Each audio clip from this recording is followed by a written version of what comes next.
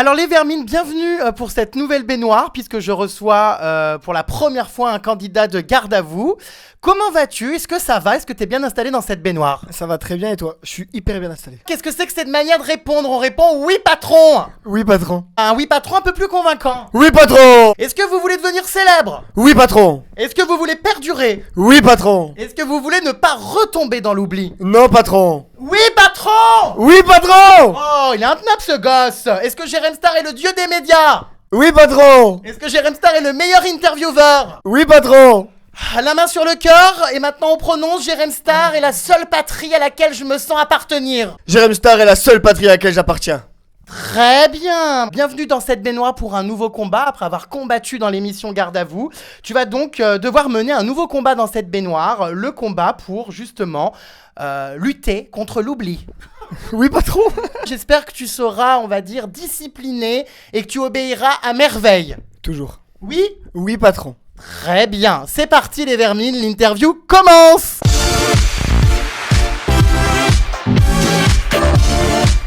Bon Vermine, on va parler donc forcément de cette émission Garde à vous qui a cartonné sur M6, donc un enseignement militaire. Alors, quelle idée de participer à ce programme? Raconte-nous un petit peu le casting, est-ce que tu as été démarché? Est-ce que c'est toi qui as voulu te lancer dans cette aventure? Alors le casting, ça s'est fait. J'ai vu une annonce sur Facebook en fait, d'un casteur qui cherchait des hommes pas forcément sportifs et de sportifs. Du coup, ça m'a un peu interpellé, le contexte militaire et tout ça. J'ai candidaté et au final, j'ai été retenu. Oui, non mais tu n'as pas été dans cette émission pour faire ton service militaire, c'était uniquement comme d'habitude pour passer à la télé. Alors, en toute franchise, au contraire de ce que tu pourrais penser, non, pas du tout. C'est Arrête! la télé, forcément un petit peu, ça plaît. Ah voilà! On veut savoir ce qu'il y a derrière le décor, mais c'est surtout en fait la vie en collectivité avec des gens que tu connais pas.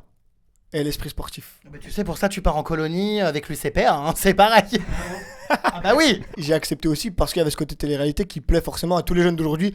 Pratiquement tous les jeunes, tu proposes une télé-réalité à un jeune, il va dire oui, j'ai envie d'essayer. Donc il y a aussi ce côté-là qui m'a attiré. En tout cas, dès le début dans cette émission, donc Garde à vous, il y a eu un problème de taille. Ça a été donc le costume, enfin l'uniforme militaire qui visiblement te dérangeait. T'étais pas très à l'aise de porter ce genre de treillis, toute cette panoplie militaire, puisque tu redoutais le regard des filles. Mais pourtant, au contraire, ça excite les filles. Non, parce que, attends, il y a plusieurs tenues, il y a plusieurs uniformes. Il y a l'uniforme de maintenant, ok, et il y a l'uniforme des années 60. Donc faut savoir que les pantalons c'était du taille XXXXL, ok. Moi je rentre pas dedans, j'ai un corps et je fais que du S. Donc c'est vrai qu'on aurait dit que t'avais chié dans tes fringues. C'est vrai. C'est exactement ça, voilà. Ça m'allait trop grand, c'était moche et heureusement qu'il y avait pas de filles, parce que sinon impossible de pécho. Alors je voudrais justement qu'on parle d'un autre scandale aussi qui t'a beaucoup posé problème, c'est forcément les cheveux. Oh putain, les cheveux c'était catastrophique mon gars. J'avais des cheveux, attends, faut savoir que je les avais laissés 8 mois pousser avant. Je me suis dit voilà, classe, je vais avoir un brushing de malade. Et je suis arrivé avec plus de cheveux. J'ai été dégoûté, franchement j'avais envie qu'une chose, comme l'autre Thomas Michaud là qui s'est barré à cause de ses cheveux, j'avais envie de faire pareil. Bah, c'est le service militaire, il faut se raser le crâne et c'était un petit peu la condition obligatoire. J'imagine qu'on t'a vraiment retiré un organe quoi quand on t'a enlevé ses cheveux, c'était horrible. Mais pour moi c'est comme si je perdais ma bite, clairement c'est un organe, clairement. Je me dis putain non, pas mes cheveux, je suis dégoûté. Moi c'est mon atout séduction, tu vois, je vois une fille comme ça la main dans les cheveux. Ah, parce que ça séduit les filles. Mais cette espèce de botte de foin. Est-ce qu'il y a dans le caleçon aussi? Cette meule de foin, ça plaît aux filles. On se croirait dans la ferme célébrité. Donc bon, les cheveux ont repoussé, écoute, tant mieux, mais j'ai envie de te dire, pas pour longtemps. Comment ça, pas pour longtemps? Puisque Vermine, j'ai une surprise pour toi.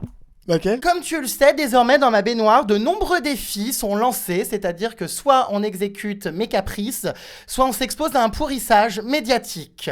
Voici le premier défi. À toi de voir si tu le relèves ou non. Il va donc s'agir, à l'aide d'une tondeuse, de retirer une partie, je vais pas heureusement te la faire à zéro, mais de retirer une partie de ses cheveux qui sont quand même sacrément mal coupés, donc je te rends service. Donc soit tu acceptes de te faire retirer ses cheveux, soit tu es pourri et tu verras des photos de toi extrêmement compromettantes divulguées sur internet. Bah mais je pourrais jamais me couper les cheveux. C'est donc l'heure, Vermine, de ratiboiser donc ses poils de cul. Pour prévenir toute chute de puces, de lentes et de poux, je suis donc obligé, Vermine, de procéder à ça. Ah bah si, arrête, je vais m'électrocuter, faut pas me mouiller. Allez, laisse-toi faire, sinon tu seras pourri médiatiquement pendant un an. Allez, on se laisse faire. S'il te plaît, patron, ne me coupe pas les Y'a cheveux. pas de patron qui tienne. Va te faire foutre, patron, tu ne me coupes pas les cheveux. Insolent. Si tu me coupes les cheveux, je te promets que je te rase les poils que t'as sur les bras là qui me piquent les yeux là. Non mais je hurle, excuse-moi d'être viril contrairement à d'autres. Alors, s'il vous plaît, on se reconcentre. Ah mais on voit mes poils sous les bras là quand je lève les bras. Oh merde, c'est vrai? Ah, je hurle. Hop là. Ouh. Oh bah merde alors. Mince. Arrête, Jérém, s'il te plaît, Jérém. Elle est chatounet. Arrête, non. Putain, t'as coupé. Non, arrête. C'est un peu le but, oui, je coupe. Allez, Arrête, s'il te plaît, Jérém, s'il te plaît. c'est une blague. Qu'est-ce que c'est que ces insultes profanées en arabe? Ça veut dire que je t'ai mis et que t'es hyper gentil. Je suis mais excédé les vermines de me faire insulter de la sorte dans ma baignoire. Bon, bref, en tout cas, ses cheveux sont pleins de trous, hein. C'est pas plus mal, tu vois, on en a bien fait sauter. On va dire que le défi pour l'instant est relevé et que tu seras épargné de quelques articles négatifs, mais pas encore tous. Je vais quand même donner de ma personne là. Pas vraiment, non. Jérém, regarde, tu m'as coupé des cheveux. Bah oui, bah c'est le but, oui. Estime-toi heureux que je t'ai pas fait la boule à zéro. Bon, trêve de plaisanterie, Vermine, je voudrais que tu nous parles un petit peu de ce tournage, donc garde à vous, notamment sur les conditions d'entraînement et sur le niveau physique. Est-ce que c'était si éprouvant que ça? Alors c'était vraiment éprouvant. On était levé à 6h du matin. Oui, bah comme tous les travailleurs de France. Non, je suis désolé, il y en a qui se lèvent beaucoup plus tard. Ok, donc pas besoin de prendre l'exemple de ceux qui se lèvent à 6h. Et on savait pas à quelle heure on se couchait, on avait des épreuves physiques toute la journée, pas seulement le matin. Et du coup, on a vraiment chié nos races. Oh, 3 jours sous une benne, hein. 3 jours, pardon 3 jours? Oui, bon, 3 semaines, mais bon, 3 jours sous une benne, c'est une expression. En gros, tu te plains de pas grand-chose, j'ai l'impression. Est-ce que c'est pas trop déstabilisant de se faire hurler dessus comme un putois toute la journée par un sergent, un patron et j'en passe? C'est vrai que c'est hyper déstabilisant. Surtout, moi, même si j'habite dans un quartier. T'es un thug. Non, c'est bon, pas à ce point-là. Mais j'ai pas l'habitude qu'on me crie dessus et qu'on me donne des ordres à ce point-là. Ah oui, normalement, c'est toi qui fais la loi dans ton quartier. Le patron, c'est moi le C'est patron. l'art du terre-terre. Le patron à la place du patron. Et ouais, du coup, c'était hyper bizarre en fait. De se faire mener à la baguette comme ça. Ça t'a pas excité de te faire hurler dessus? Ah non, Jérém, là tu confonds les rôles, là, Jérém. Ah non, je sais pas, parce que moi, ça m'excite un peu de me faire un peu malmener l'autorité, mais toi, non. Non, pas du tout. T'es sûr? Ouais, je suis sûr à 100%. Je sais pas, à l'image, j'avais l'impression que tu kiffais. Ah non, du tout. Mais en fait, tu te rends compte qu'il nous apprend des choses et du coup, bah, au fur et à mesure, bah, t'écoutes. Tout simplement. C'est la soumission. C'est une certaine soumission. c'est Ah vrai. bah voilà, je suis content de te l'entendre dire. Concernant les douches, j'aurais aimé également avoir quelques informations. J'imagine que tout le monde était nu. Tout le monde était nu. Oh, j'adore! Tout était ouvert. On voyait quand même. Ah, on voyait, ouais. Ah ouais, je peux dire, j'ai vu des sacrés phénomènes. Hein. Ah, tu t'es bien rincé l'œil, Vermine. Ah non, c'est pas mon délire, mais il y en a, ils étaient beaucoup plus membrés que moi, quoi. Il y avait un peu des blagues, donc les blagues. Bah, par exemple, Seiba, Nelson, c'était bien membré. Mais ça doit être super excitant quand même comme ça de voir tout un tas de mecs nus. Ah non, pas du tout. Pas du tout, c'est même choquant en fait, c'est bizarre. Ah non, moi j'adore, hein. Bah après, j'ai l'habitude parce que je joue au foot, donc forcément dans les Ah vestiaires oui. de foot, tu vois tout le monde habite à l'air. Mais ouais. Vous vous amusiez entre vous? Ah pas du tout. C'est vrai qu'elle prenait sa douche parce qu'on avait que 3 minutes, hein, donc c'était rapide. Non mais arrête tes conneries, enfin on peut pas prendre des douches comme ça avec tout un tas d'étalons sans que ça fasse rien. Ah bah moi ça m'a strictement rien fait. Mais c'est pas possible enfin, mais tu es tombé sur la tête. Je suis plutôt de la moule que de la frite quoi. Tu Ah vois. non mais je hurle, eh bien moi pas du tout. Puisqu'on parle justement de sexe, je voudrais qu'on parle forcément de l'abstinence sexuelle. Alors j'imagine que forcément 3 semaines de tournage sans femme, c'est un petit peu comme dans l'armée, hein, on est un petit peu en galère sexuelle. Alors comment ça s'organise justement ce manque? Est-ce qu'on fait appel à ses camarades de chambrée pour se soulager? Alors comment on s'organisait en fait? Il y a un truc, on pense qu'on a été drogué. En fait. Donc je pense qu'il y a eu, c'est ce qui s'est raconté dans l'aventure. Apparemment dans l'eau ils mettaient du bromure de potassium, donc c'est pour pas avoir d'érection. Et du coup pendant 3 semaines on n'a pas eu d'érection. T'as pas eu d'érection toi? Pas pendant 3 semaines. Non mais vous êtes bien masturbé. Aucune érection pendant 3 semaines, impossible. C'est pas possible. Je te le dis, impossible, aucune érection pendant 3 semaines. J'ai essayé, impossible. Impossible de bander. Impossible. Dieu sait qu'on a essayé, moi le premier sous la couette, quand mes camarades dormaient, j'ai essayé. Impossible de faire décoller l'avion quoi. Oh non, mais quelle horreur! Est-ce que tu as surpris d'autres essayer justement de faire relever la béquille? En fait, ce qui était hyper déstabilisant, c'est que le soir, quand on allait se coucher, c'est-à-dire 21h30, 22h, on n'entendait plus aucun bruit, personne parlait, on entendait juste des bruits comme si des gens se branlaient, tu vois. C'est une blague! Savoir qui c'est, je sais pas, je saurais pas te dire, mais j'en suis sûr qu'il y en a, moi le premier, qui ont essayé de se branler, mais qui ont vu que l'avion décollait pas. En fait, on s'est dit, attendez les gars, si pendant 3 semaines, on n'arrive pas à éjaculer, ça va être dangereux, on peut en mourir. Parce que pendant 3 semaines, t'as pas de relation sexuelle, si tu te masturbes et y a rien qui sort, à un moment donné, c'est dangereux pour ta santé. Ah bah c'est l'explosion. C'est l'explosion. Donc tu vas mourir. Ah si, c'est vrai que quand j'y repense, il y a un moment où j'ai presque eu la demi-molle, c'est quand j'ai pensé à la d'Autremont. Aurélie d'Autremont? Ah ouais, parce qu'il faut avouer qu'elle est quand même un peu sexy celle-là. Oh non mais je jure, tu pensais à elle! Juste quand même de suite, c'est redescendu quand je me suis rappelé son haleine de vodka. Oh non! Bon bah écoute Aurélie, désolé, mais apparemment, on pense à toi dans les casernes. Écoute, c'est bon à savoir. Et j'étais pas le seul à le penser. Ah, il y avait d'autres qui fantasmaient sur Aurélie? Florian Roche aussi, il y pensait beaucoup. C'est pas vrai! Si, ah si. Mais au final, personne n'a réussi finalement. En tout cas, pendant cette aventure, Vermine, il y avait donc un candidat gay, elle est chatounette, qui n'a pas remporté beaucoup d'épreuves, qui était un petit peu quand même un bras cassé, mais bon, en tout cas, qui était bien là. Ce candidat gay s'appelait comment déjà? Thomas. Thomas. Alors, on pourrait se demander, sans vouloir aller trop loin, est-ce que Thomas n'aurait pas pu servir finalement de soulageoir à tous ces garçons qui visiblement avaient du mal? Ah non, pas du tout, absolument pas. Tu sais, c'est les valeurs, faut s'entraider dans l'armée, voilà, faut être très solidaire, faut mettre la main à la pâte.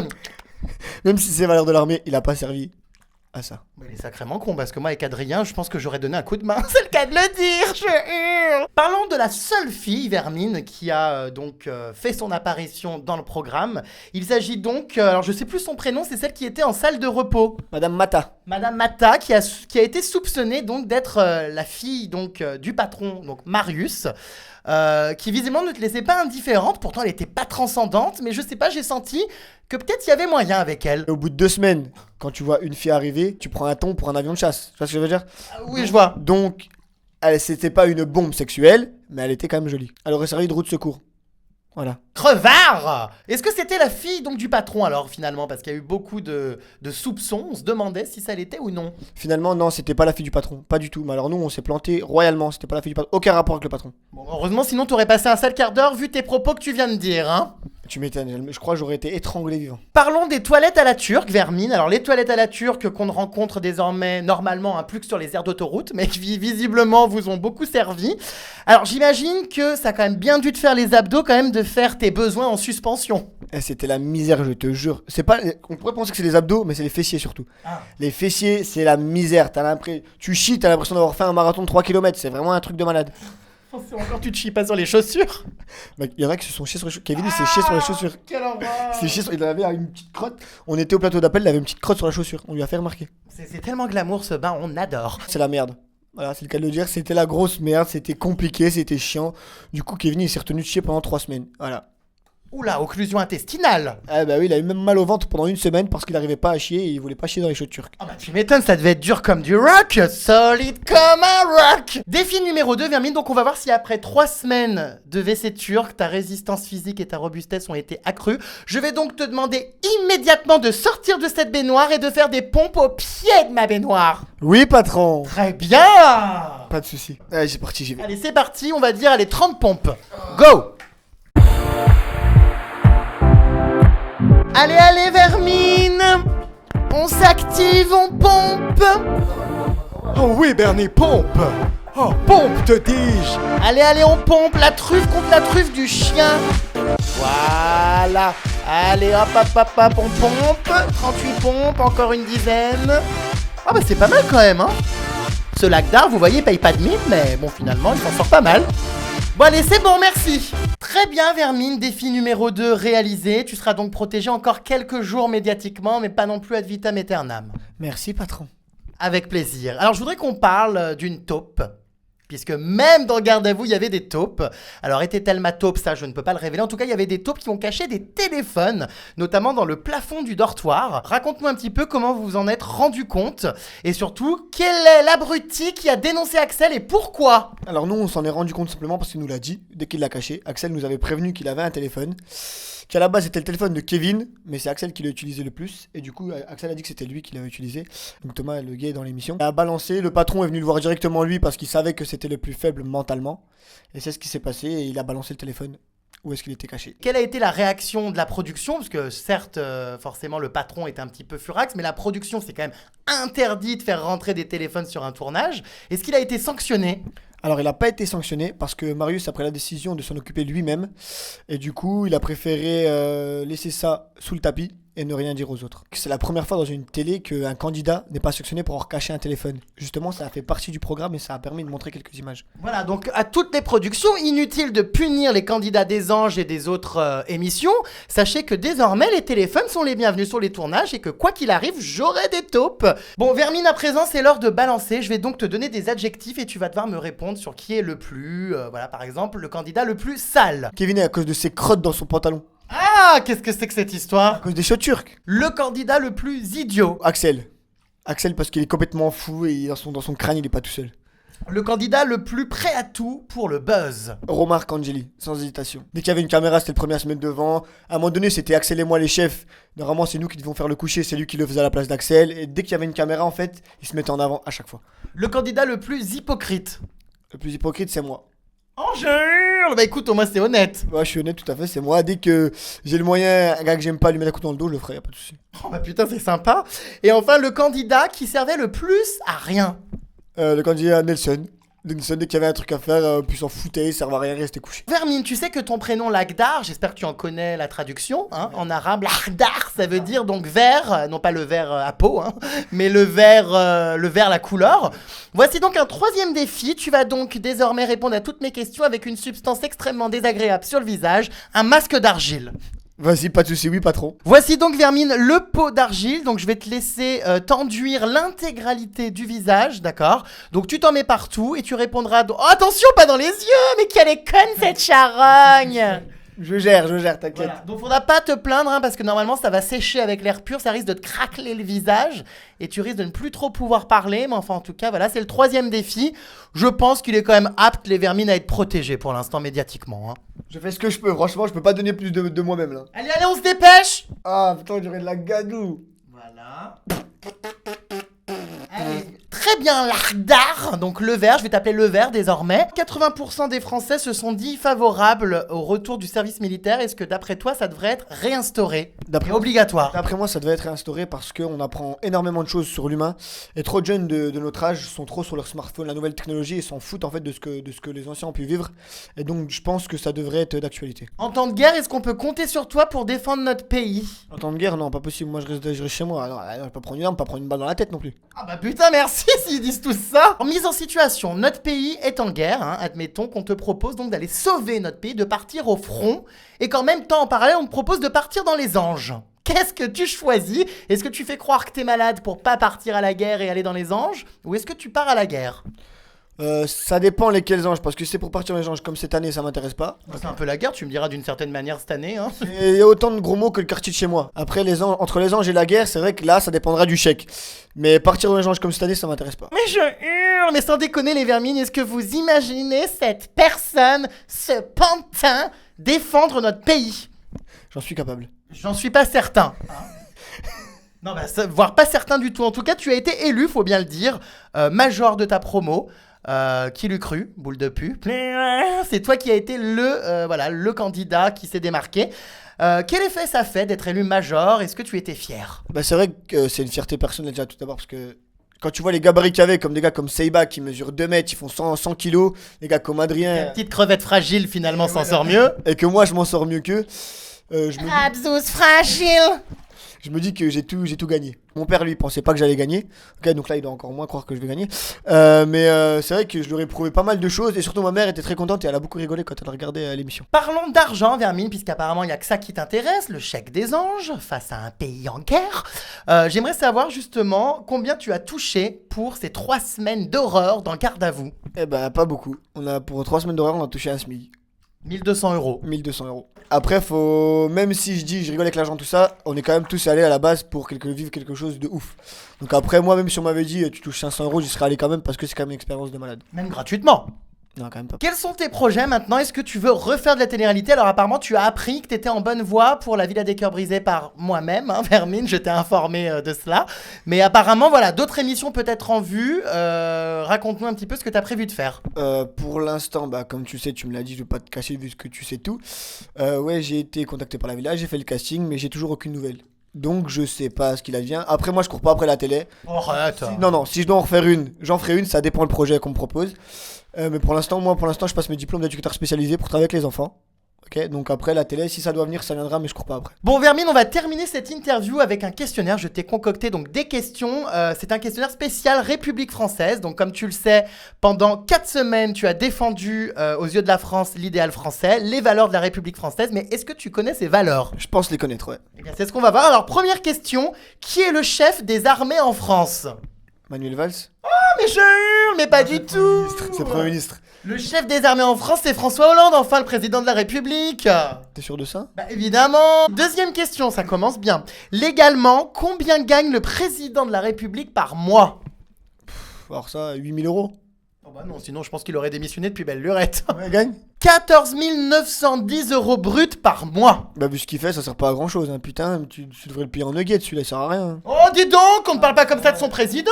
Mais c'est vrai. Je hurle. Troisième question, qui en France décide de l'emploi du feu nucléaire? Bah, le président. Ah, première bonne réponse, bravo, il était temps. Quatrième question, qui est le Premier ministre français? Bah Manuel Valls. Oh putain, c'est pas mal parce qu'il y en a beaucoup qui ne le savent pas, hein. Donc très bien. Cinquième question, qui est le ministre de l'Intérieur? Oh, putain, le ministre de l'Intérieur. Mais putain, mais merde, on en entend parler tous les jours. Ah mais je suis pas la politique, moi, ça m'énerve. Voir tous des branleurs là, payer à rien foutre, ça m'énerve. Donc je suis pas. Bernard Cazeneuve. Bah je sais même pas qui c'est en fait. Bah, c'est le ministre de l'Intérieur. Ah bah putain. Ensuite, que fête-t-on en France le 14 juillet? L'indépendance. Oh mais putain, mais pas du tout, la prise de la Bastille, mais merde. Mais comment c'est possible d'avoir des militaires comme ça dans ce pays qui connaissent même pas l'histoire de leur pays? Non franchement, Mais tout le monde le sait que le 14 juillet c'est la fête nationale, la prise de la Bastille. Parce que j'ai pas le temps de réfléchir. Nom de Dieu. Putain, bon ma dernière question, est-ce que tu es capable de me chanter au moins 2 mots de la Marseillaise? Allons enfants de la patrie, l'étendard sanglant... Non c'est pas ça. Non, le jour de gloire est... Est arrivé, l'étendard sanglant élevé. C'est bon? Bon écoute, ça ira. Faites-le taire, c'est inaudible. Bon en tout cas, allez, Vermine, on va dire que tu es à moitié stupide. Pas tant que ça non plus, mais en tout cas, les choses principales ne sont pas maîtrisées. Je vais donc te conseiller, au lieu d'aller faire le guignol à la télé, de réouvrir quelques livres d'histoire et de te documenter sur ton pays. Bah je vais prendre tes conseils patron alors. J'espère. Merci pour cette interview en tout cas. Et puis peut-être à très vite dans une prochaine télé, en espérant que d'ici là, la culture G aura été travaillée. Bah merci à toi et à très vite. Bye les cochonailles. Faut dire au revoir. Au revoir.